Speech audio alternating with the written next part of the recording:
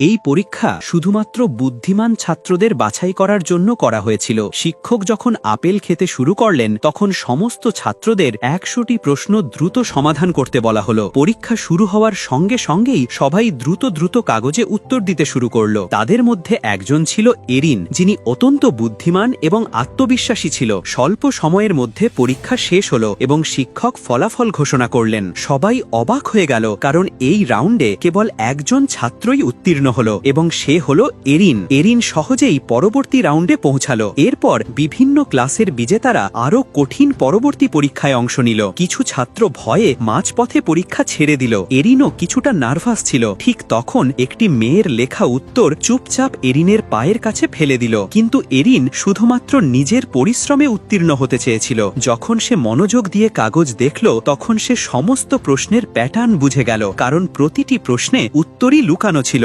প্রকৃতপক্ষে এই পরীক্ষা ছাত্রদের পর্যবেক্ষণ ক্ষমতা এবং যৌক্তিক চিন্তাশীলতা যাচাই করার জন্য তৈরি করা হয়েছিল। শিক্ষক যখন আবার ফলাফল ঘোষণা করলেন, এরিন সহজেই আবারও উত্তীর্ণ হল।